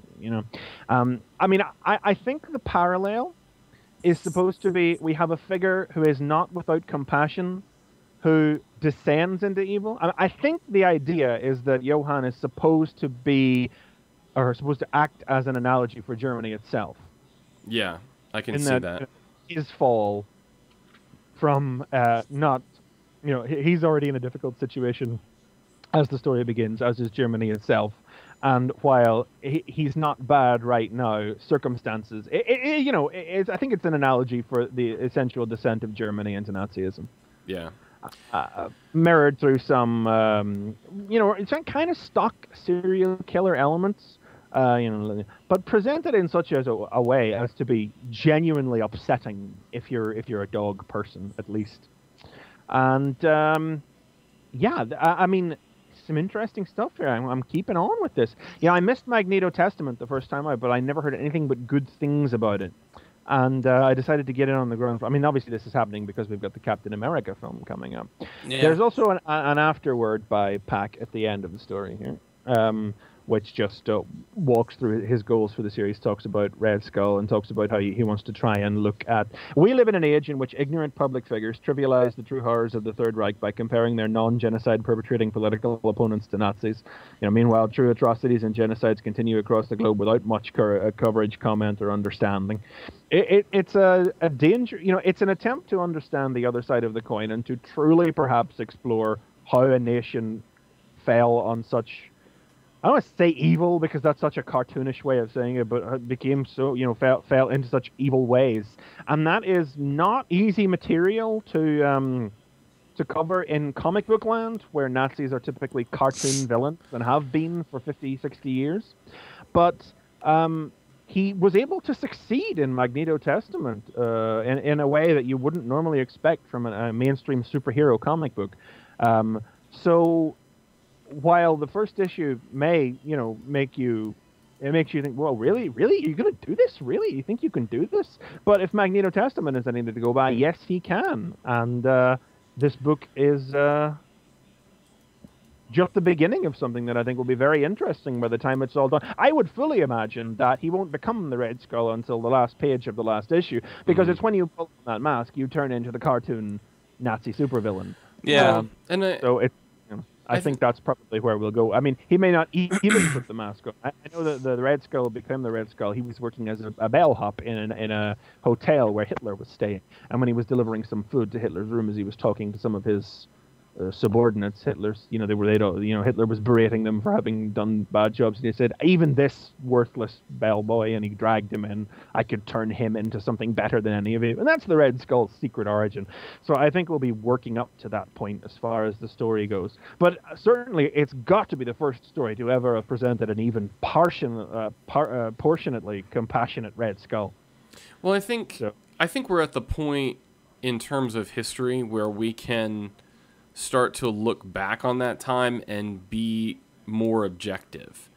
I mean, in terms of when you look at World War II, there were so many of the people in terms of, I mean, when you look at it from like creators, right, of comics, it's really only been within the last 10 to 15 years that like people that were alive and remember World War II like retired and have moved on.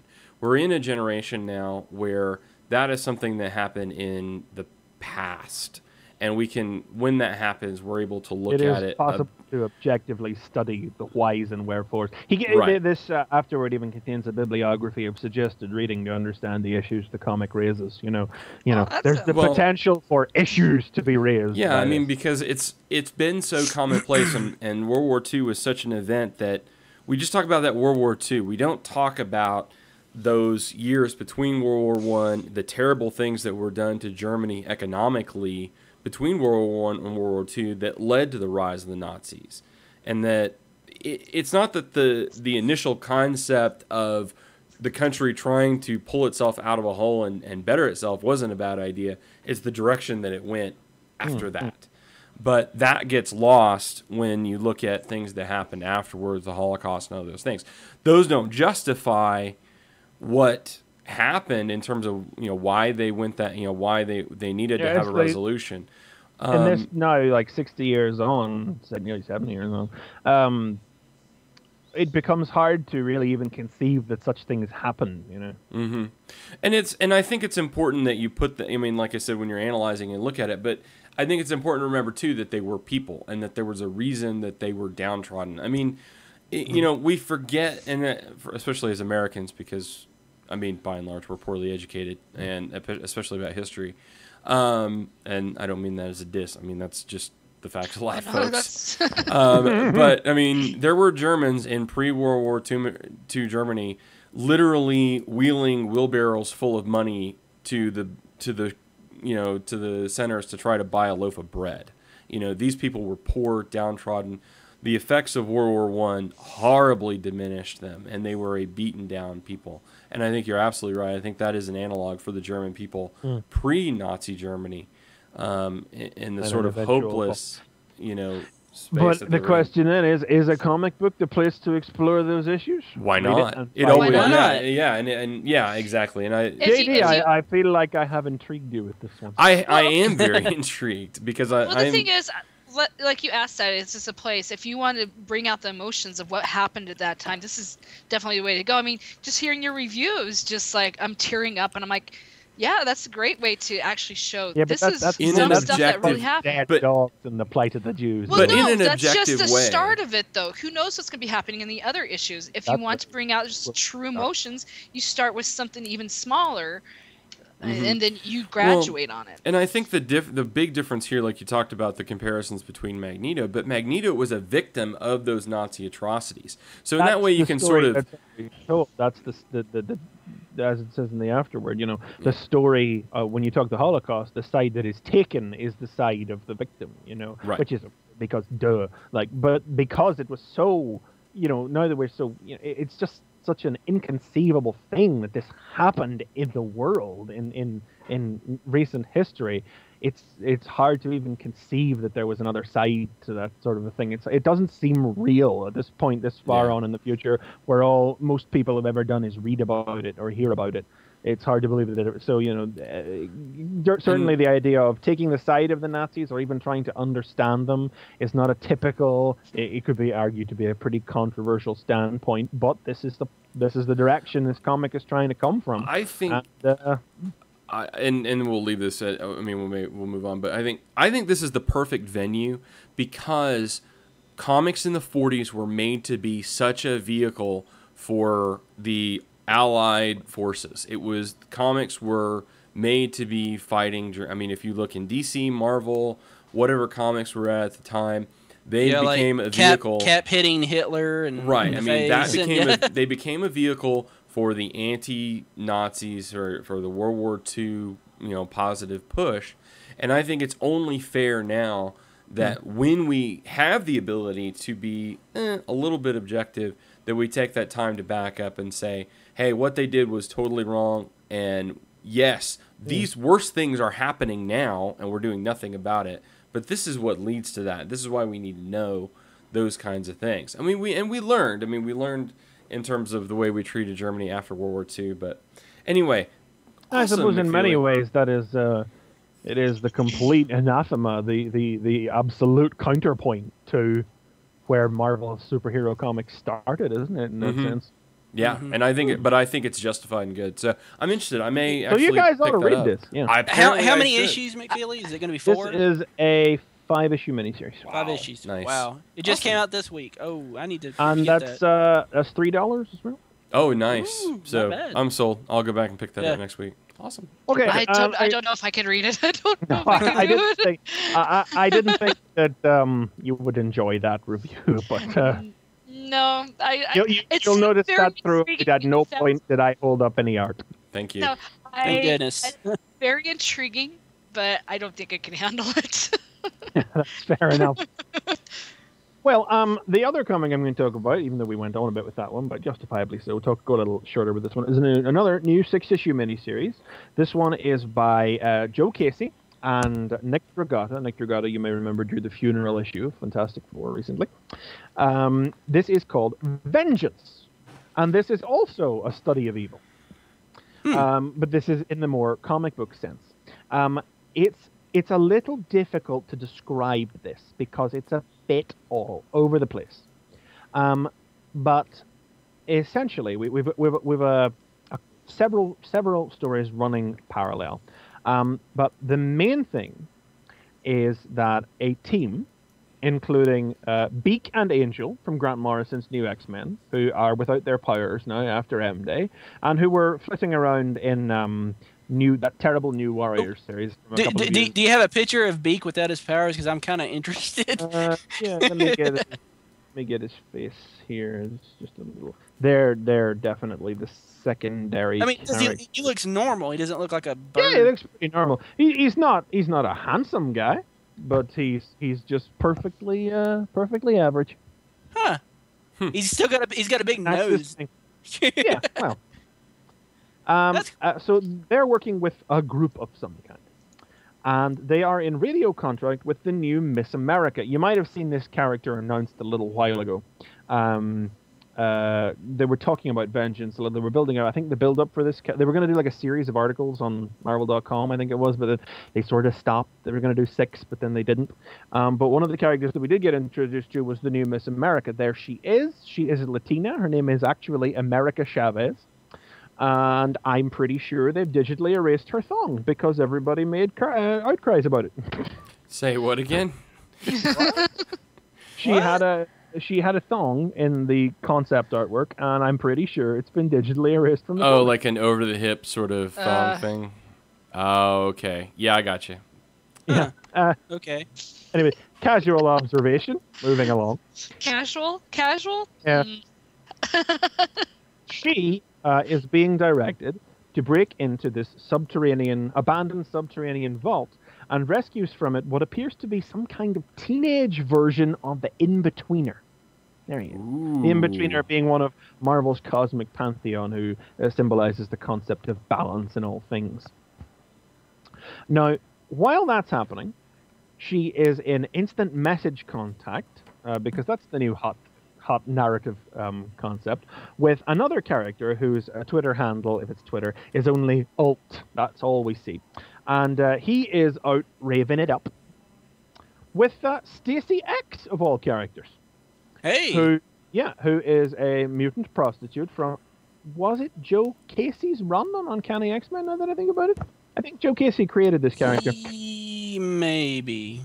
I want to say it was Joe Casey. Maybe it was Joe Kelly. No, I think it was Joe Casey. Anyway. Pray to God it wasn't during Chuck Austin run. Oh, I don't know. I don't think it was. Well, either way, this definitely cements the idea that he is just outright ignoring the events of the New Warrior series, in which Beak used technology to become a new superhero called Blackwing, and Stacey X was supposed to have lost her powers in M-Day, but they mentioned she has them here. And she has her scaly skin and everything.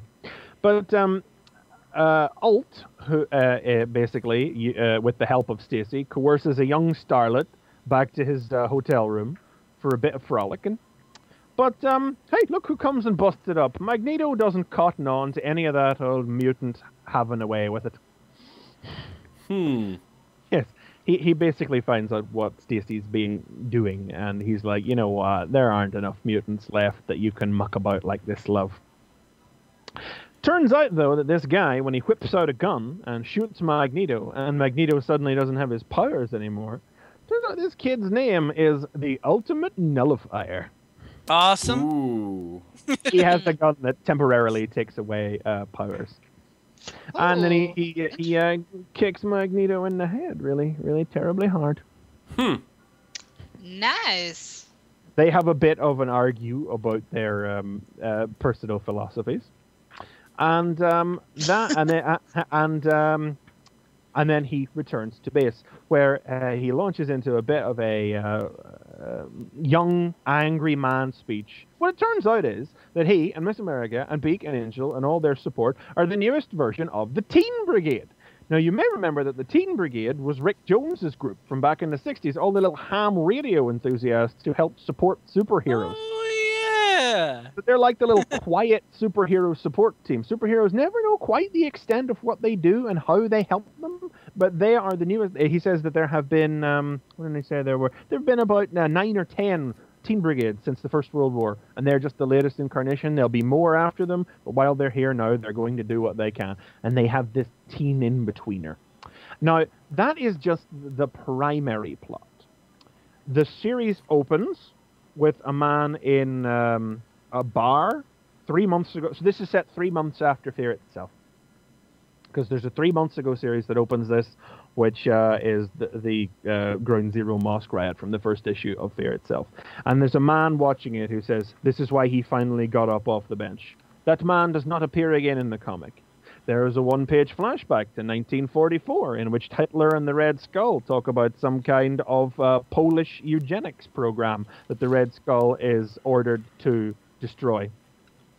The second to last page of the issue consists of a series of one long panel glimpses of a man who appears to be made of stone, talking about how his idol screams from across dimensions. There's a look at the Defender. Oh, I missed another subplot that was dropped in there where a security consultant talks to Kyle Richmond, Nightwing, but he's not Nightwing. That's another instance that Casey is just plowing ahead because Nightwing's identity was taken up by somebody else, Joaquin Pennyworth. This ties back into his last Defenders miniseries from a couple of years ago. This is picking up on a plot thread set up in that, which was that there would be a new version of the Defenders. We get a very brief glimpse of the new Defenders. She-Hulk, Pennyworth as Nightwing, Krang the Warlord, and I forget who that is in the demon-looking outfit in the back there. Just the briefest of glimpses. And Are then we getting a Defenders comic? That's all I want to know. Probably not. Yes. Damn! We get a look at Kristoff on the throne of Latveria following recent events in FF. And we get the Young Masters of Evil from the Dark Reign Young Masters Young Avengers miniseries recruiting new members. And then at the end of this, the teen in-betweener freaks out in Miss America's arms, and these weird demons descend from the sky. So, it's a rather confusing jumble of things in a first issue. The central theme, I think, to take away from this is... Casey's last major thing was a 3-issue miniseries during Dark Reign called Zodiac, which was about a guy who decided, I will be a villain. Another angry young man who wanted to be a villain, but who decided that he wasn't playing by all the old white guys' rules. It's kind of like a young voice of the young people dismissal of the way things are done. It's like basically, what if young people decided, hey, I don't like the way the grown-ups do things, and the way the world works, but with superheroes. And unfortunately, Zodiac was a bad guy. And this seems to be the other side. Again, talking about other sides of the coin today, but this seems to be the other sides of the coin. This is young guys out to do good, but with absolutely zero regard for the way the grown-ups do it. Consequently, the kicking of Magneto in the head. With a lot of stuff sprinkled in otherwise that is gonna take a while to come together yet. I like the inclusion of Kristoff. I look forward to seeing more of the Young Masters, and I don't know who this Stone guy is. We'll have to wait and see. But they are definitely characters who will fit into a story that plays on that theme. I hope the Stone guy's like a teen gray gargoyle or something. That'd be awesome. I don't know. I was thinking it was the living monolith or the Sphinx or something, because he was made of stone, but I don't know. That'd be awesome. This is going to coalesce into something more later with stuff happening in 94 or 44 that's supposed to be reflecting on things today. But as head scratching as it leaves you at the end, its mission statement is very clear by the end of the first issue. Its mentality, it's what it's setting. The spirit of youthful rebellion that it's setting out to establish is very self-evident, and I'm really just quite interested to see what the hell happens next, because it's weird, it's non-standard, and that's really the point. It's not weird for the sake of being weird. It's weird because I'm an old, stodgy comic book reader who doesn't cotton to these young people coming in and trying to do things differently to the way they've been doing it since World War II. So that's vengeance. Nice. It's definitely something different. Very and nice. That's me for this week. Excellent. More unusual things. I don't know. I can't promise I'll follow these up with anything as interesting next week. Yeah. Well, But still, I think we're going to end up reading the Red Skull thing. So that's... Yeah, Red Skull sounds really cool. So, awesome. All right, then. Well, we are here. We are on to Flashpoint. Flashpoint number 3. Not Fear Itself, but... Not Fear Itself. Oh, yeah. Okay, so I'll tell you why we're not talking about you. Fear Itself. Okay, listen to this. Okay. Fear Itself, issue 4. I got it. I bought it. It came in. I settled down. I read Flashpoint first. I settled down to read Fear Itself number 4. I got about 5 pages in. And I was then presented with the middle section of Red Skull Incarnate number 1 in a comic that had been misbound. Oh, no. Yes. Fail. That's why I wanted to get that out of the way first. Every copy that came into the shop suffered from the same problem. I'll have replacements delivered tomorrow, but that's why I can't talk about Fear Itself number 4 tonight. Wow. That sucks. Because I was reading this earlier today. I don't know if you guys saw me tweet it, but I got so fangirly because they drop a Jaws reference. Oh, was it the bigger boat thing? Is that what they said? Yeah. Yeah. I was watching that this past week, actually. It was on TV. Jaws is awesome. I'll watch it anytime it's on TV. No, but it's just like, no, they didn't. They did. So, what they should have did is the motorboat thing. This wasn't a motorboat. You know, that's the reference that never gets used. Know what you're talking about? It's just one panel. Don't worry, we're not spoiling anything. Yeah. No. It's funny. But I just got all fangirly when I saw that. I'm like, they just referenced Jaws. Yay. All right, who would like to walk us through Flashpoint? I'm tired now. Someone else go. Okay. Triplet? No? Okay, I'll go. All right, so we open with a conversation between the president, who I assume that's supposed to be Obama. I would guess so. Yeah. Yeah. And Cyborg, where Obama's given him. Because critical changes to the political, social, and environmental makeup of the Earth will always lead to the same president being elected. Yes, at least in Marvel Comics. The extent of this conversation is thanks. Don't let the door hit you on the ass on the way out. Because Cyborg has been unable to, get a superhero team together to to fix the political issues going on between Atlantis and Themyscira, which are, of course, have Paris and London taken over. But anyway, that's not important.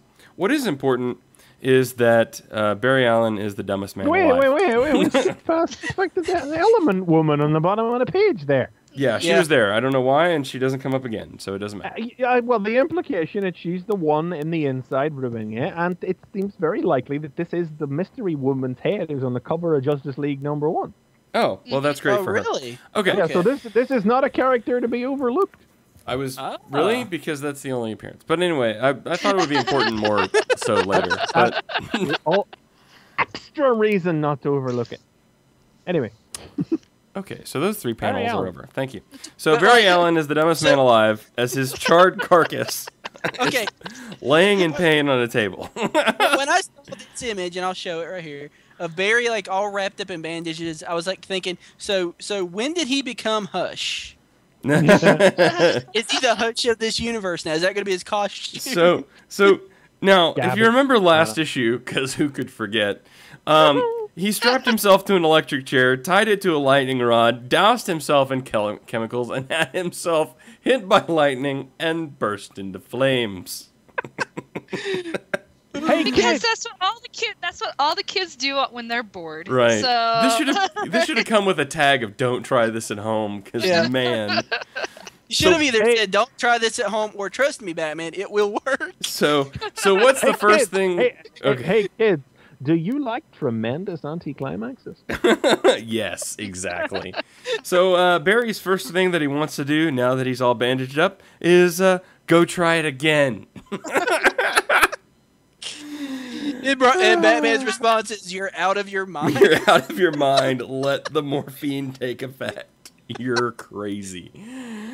But he does it anyway. He goes back up to the roof.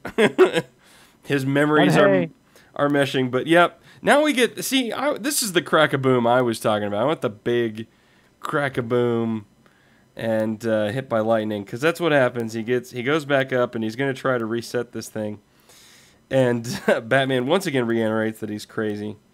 Hey, look, okay, let's get to the point. It works this time. What an anticlimax that was. It really was. It was kind of pointless. Like it would have been. Yeah. He does it. He gets burned to a crisp. He does it again, and it works. What I the think- hell I think was the- the point? Why does it work the second time? The only point I can think Because of. the story requires him to have his powers, and they just did a little subversion for the end of it there. The story requires him to have his powers, but not be at full power. So is it supposed to be like when the lightning bolt hit him the first time, lightning only strikes once. So now, in this universe, lightning has to strike twice before it works. Right. But I think their idea was that he's got to have his powers, but if he didn't, then he could go back in time. If he had his full powers, he could just back in time. Whatever. It's a stupid convention. It's very anticlimactic. I agree. Massively anticlimactic. Yeah. I mean, the last issue was just flat out audaciously hilarious because it was like, yes, that's actually what would happen if you got struck by lightning. Right. And to just the attempted subversion like that is so. I mean, this is a great panel whenever his powers kick in and little lightning bolts in his eyes, and it's very hard to convey whenever you're dealing with still images anyway. But like the raindrops all slow down around him as his powers kick in, and you can see solid raindrops around him. But I don't have a problem with him getting his powers back, but I just wish that there would have been like some reason. It's like, oh well, you know, the reason it didn't work was because of this, you know? Right? Yeah. There's no explanation. Not enough lightning. It worked this time because Batman got involved. Yes, he goes crashing down. Right, and Barry had to the run. Emotional. So maybe that's what it was. He had to have kind of like a Batman energy with him. Right. Maybe he had to have somebody to save. Maybe there's like something where exactly. Right. Yeah. Or it was just crap. Let's see. Lois Lane joins the Resistance. Better than Fair itself. I haven't read it. I can't comment. Lois Lane joins the Resistance, so that's really all that's interesting there. I like how he says "told you" when Batman's looking at him all shocked. Yeah. He's like, "Told you." See, I can do it. Barry makes a new suit inexplicably out of stuff in the cave because he doesn't want to wear the Reverse Flash costume. Well, because that's understandable. Yeah. You skipped over the stuff with Lois Lane. No, I didn't. I said she joined the Resistance. That's all we really learned from that. She reiterated things that we... But hey, the grifter's there. Well, oh boy. Yay. Right. Please buy his comic. Please buy this comic. Please buy this comic. We promise it'll sort of be important. We promise it'll have Grifter in it. Where's Voodoo at? Is Voodoo going to be important in the next issue? Because I think she needs Probably, to. Yeah, they want to sell that comic. God.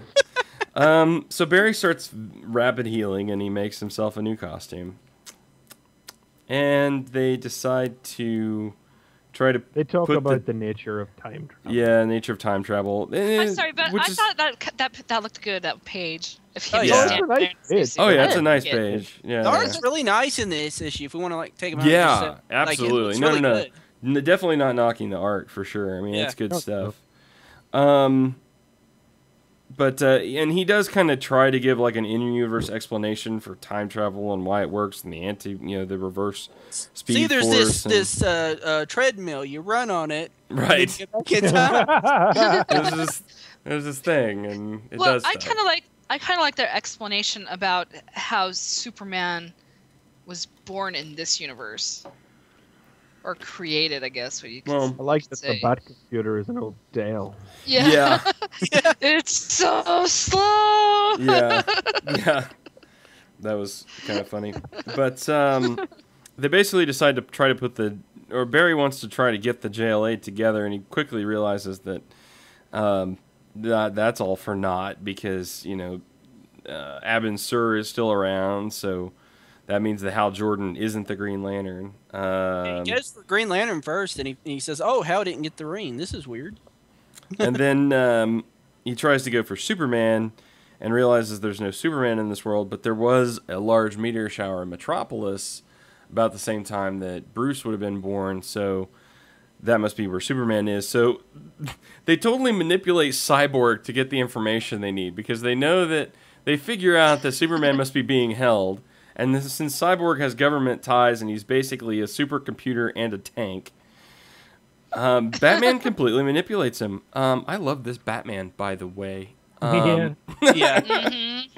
So they talk him in. They talk him into like letting them know where this is, and because Batman has agreed to help with this whole resistance nonsense, which Batman's like, no, I'm not. I don't care. He's like, if we do this right, then the whole universe is going to change around us, and none of it's going to matter anyway, because I'm not going to help him at all. Why can't this Batman still exist after Flashpoint? Just let him survive somehow. That would make my day. I'm telling you, they need to have Thomas Wayne Batman and Bruce Wayne Batman team up. It would be awesome. And they fight Owlman. And yes, it would be great. That would be sort of a. Well, it depends on, I guess, on what you're reading, because they had rumored that Owlman was like an alternate universe brother of Bruce, but I don't know how correct that is. But anyway, so Cyborg helps them. They get tunnels and all kinds of information. Cyborg tries to ask Batman a few times, you're like, what changed your mind? Why are you doing this? Batman's like, does it matter?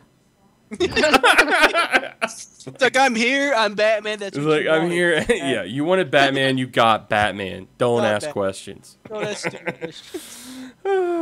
Awesome. So they break into this project, Superman, as they call it.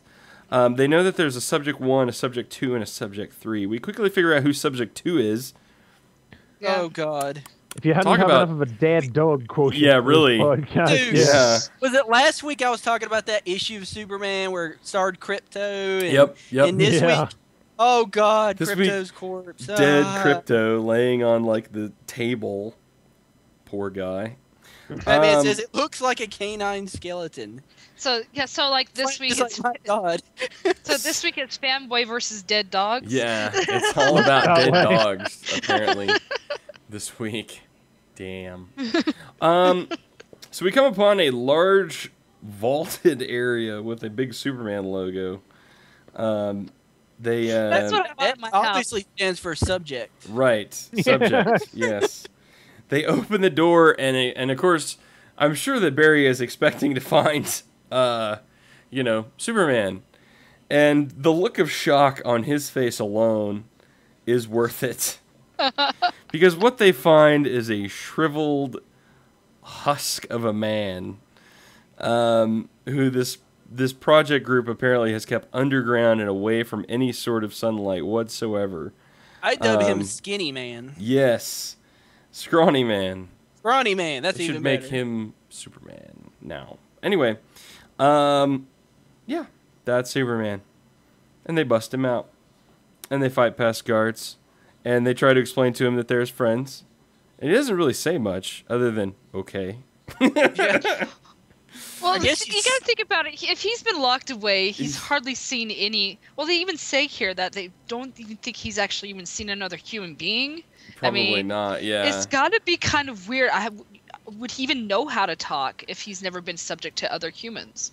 Well, the assumption was that was still part of his. I don't know. I guess it depends on what continuity you follow, but that was still part of Yeah. his like Kryptonian pre-programming, right? Oh, that's Like true. when he was traveling in the ship or something. Like it's Yeah. a TV. Yeah, that's true. Well, I would say he's probably seen people. It's a big transparent thing on his door, you know. Right. I would say that people probably come in and tend to him. You can see that the cell's flooded with red sun radiation, you know, so Yeah. that's why he has no powers. But yeah, they bust him out. They get out the door. He gets his first look at sunlight, burns a dude, and flies the fuck away. Dang. Batman says, "There goes your big savior." There goes your big savior. And yeah, they're facing a lot of guns, a lot of lasers, and yeah. And next we get Shazam. Fucking right at Shazam. Looks like I don't have to read anything else to read about Captain Thunder after all. Yeah. Oh. So this was an interesting issue. I mean, a lot of little pieces. I like the Gollum look on him. Oh man, Yeah. he is so just sullen and just it's almost hard to look at him. I mean, they've I done it know. again. The art in this is great because it is. It's really just. It's Ooh, almost definitely, yeah. sickening to look at him. You It'll know, be and the first time we've managed to have a DC event all drawn by one guy crazy. Oh yeah. without any fill-ins for the last couple of years. So it's interesting though. I mean, and in the back they've got these like for your eyes only deals that Yeah. tell you who the characters that you might not know who they are. It's like a This is sketchbook.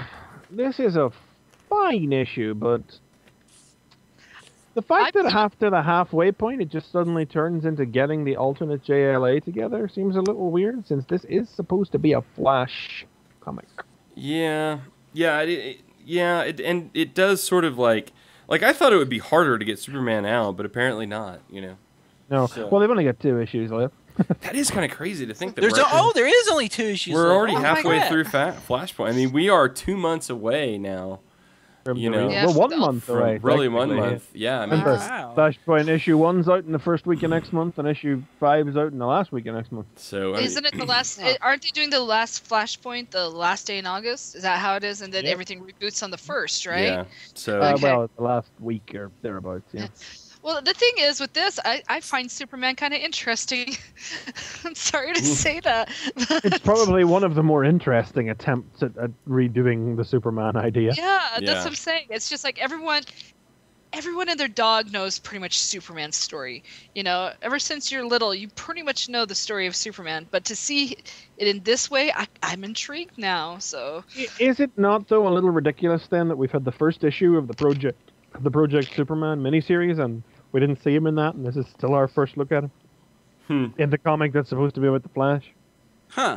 Well, yeah, I don't know. I think that, who knows? There's editors that make more money than I do, you know, making those choices. So I don't know. I mean, I think they're trying to keep most of the good stuff in the mainline story in the primary comic. To be fair, all signs point to the idea that that first issue wasn't just a load of adverts for the spin-offs, you know, because the things that have seemed like they might deal with it, like Wonder Woman and Aquaman, have not been stories set in the present. They have been about just showing how it all happened, so it does seem like Flashpoint will be able to be safely read in isolation. do you think we'll see either Aquaman or Wonder Woman in the next couple issues, because they keep on talking about it? I would say some big brawl to stop the war will probably where the series ends, probably the final moments of it, final issue. Yeah, I would think so. So, anyway, so there you go. Flashpoint, number 3, 2 left. Halfway point. It's okay. Yeah. So Better than Fear itself. I'll just keep saying that. Yeah. Yeah, I mean, it was better than Fear itself. We'll talk about that probably briefly next week, but Yeah, I don't want to talk about Fear itself, but I just want to say that, okay, they had like the last issue, the way it ended, and then they had the ball and they could run with it, and they didn't run with it. They did not run with it. yeah. I was expecting something, it didn't happen, and I'm disappointed. Yeah. I'll be reading it tomorrow. All right. So Hopefully, they didn't make the same mistake twice. Well, no, I reported it, and apparently they had a couple of people had reported it. So they have this time you get Red Skull number 2. In advance. In advance, yeah. Sorry about the problem, so we put Red Skull number 2 in there this time.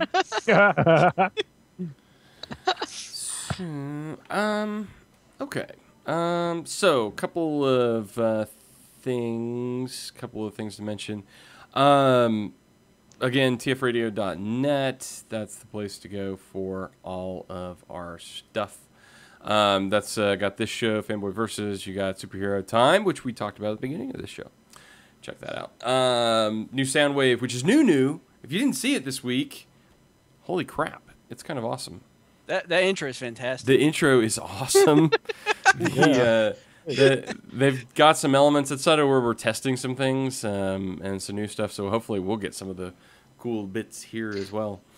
I think you should change the name to New Soundwave. New Soundwave. That could happen. New Soundwave. They could call it Billy. I'd be happy with that.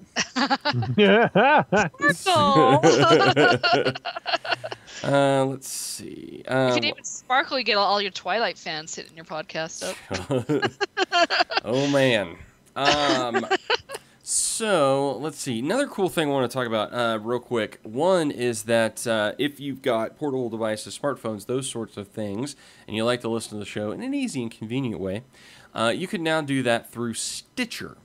If you're not familiar with Stitchers, they're kind of a new deal. They allow you to listen to podcasts, but as well as a lot of radio stations are streaming to them as well. So you can go to your smartphone device, download the app for Stitcher. You can do a search for Fanboy Versus, New Soundwave, Radio Free Cybertron. You can find all the shows there. So they're going to be available, regular podcast version. You can also go to Stitcher.com, get more information about Stitcher and all the cool stuff that they've got going on. So definitely check that out as well. Also, go to Comic News Eye. That's a lot of times where we get news and information for this show. Check out what comics are coming out. I occasionally do reviews there. By occasionally, I mean I did one. But there's that. But they've got a lot of cool stuff over there on ENI. T-Formers is a part of that site, so a lot of stuff to check out there. All of their news and information from all kinds of different geekdom. So check that out. That's it. That's pretty much it. That's the show. Anything else? preview-wise next week? What do we got? Anything exciting that we should know, should grab? No? Nothing too major. I'll have 15 Love #2 next week. Oh, I can't That wait. came out this week, didn't it? But Yeah, it was, but I hadn't ordered it, so I had to back order it. very good. Gotcha. So, excellent. All right. I didn't know you were such a tennis fan. He is. You should hear his shining review last Should have week. read the comic. Oh, I listened to you guys last Yeah. week. Don't worry, I still listen to you. Shining review that he gave. So, When you get the next Sonic, I want to know what's going on with that. That was awesome review. About another 3 weeks or so before that. very good. So, awesome. Well, hey, once again, everybody, thanks for joining us again. Tune in live Sundays, 4:30 Eastern, 9:30 GMT. Figure out your other times from there. We are live at tfradio.net/live. Follow us on Twitter at FanboyVS or any of our Twitter feeds as well. We chat during the show. A lot of Twitter traffic this week as we got off on several different topics. That's good stuff. No. That's good stuff. It's a great way to interact. We're always looking at new things. Oh, new thing to mention. If you are on Google+, we are on there as well. So you can do the search for RFC, TF Radio Network. Join us on Google+, if you are so fortunate, which I am. So anyway, that's it. That's the show. Thanks so much for joining us. And please tune in next time when it'll be Fanboy Versus...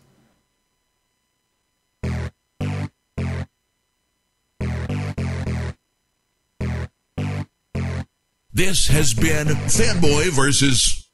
Visit us at tfradio.net for show notes and to subscribe to the podcast. Follow us on Twitter at tfradio for news and updates.